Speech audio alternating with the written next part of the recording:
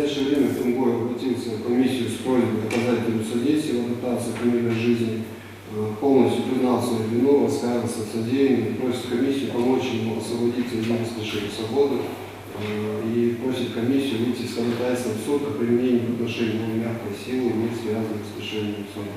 Речь идет об одном из соучастников громкого разбойного нападения на отделение почты в Карабулаке в феврале этого года. Тогда были задержаны 3 участников преступления, а 1 объявлен в федеральный розыск. Под следствие попал и Ахмед Тумгоев, но в отличие от остальных обвиняемых, 19-летний парень очень быстро осознал свою ошибку и пришел с повинной. В нашу комиссию обратился Тумгоев Ахмед Амирханович, 2000 года рождения, с заявлением о том, чтобы адаптировали его к мирной жизни.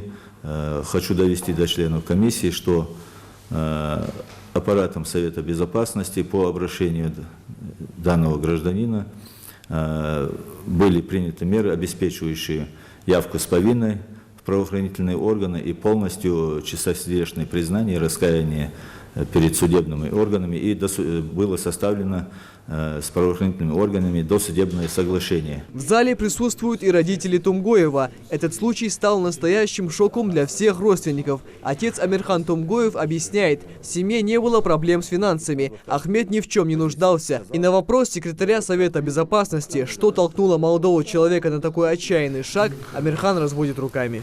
Даже если малейшее хотя бы у меня было что-то подозрение, я какие-то меры принял. Не было вообще никаких подозрений не было.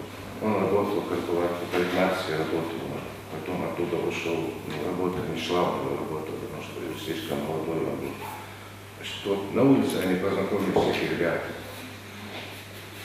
Как отслеживать, я его не мог отслеживать. Слова отца о том, что не смог уследить за сыном и с кем дружит, многих возмущает. По мнению большинства собравшихся, личность воспитывается в семье. И в первую очередь вина за любые действия детей ложится на плечи родителей. Папе хочу сегодня сказать, вот слова, которые вы сегодня сказали, я же не могу его контролировать, это молодежь.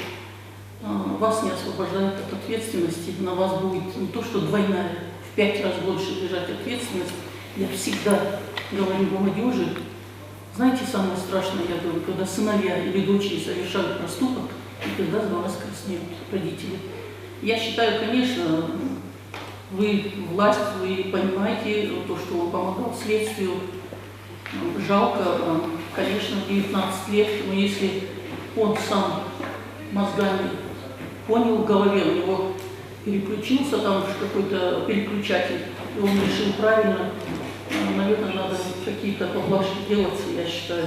На заседании также прозвучала одна из версий совершения преступления. По мнению некоторых, не исключено, что мотивом для ограбления могло стать пособничество террористической организации «Исламское государство», которая запрещена на территории России. Следует отметить, что по версии следствия Тумгоев не является основным фигурантом преступления, и его дело даже выделено в отдельное производство. Выяснилось, что лидер этой группы, он намного старше этих молодых ребят, 2000 года.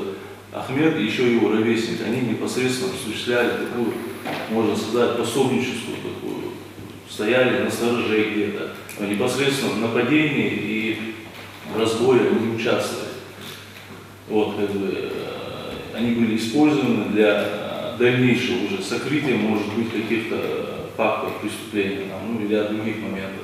Участники заседания единогласно, с учетом всех факторов, собираются ходатайствовать перед судом, чтобы обвиняемому была избрана более мягкая мера пресечения, не связанная с лишением свободы. Стоит отметить также, что ходатайство носит рекомендательный характер, и суд окончательно выносит свое решение и в соответствии с действующим законодательством.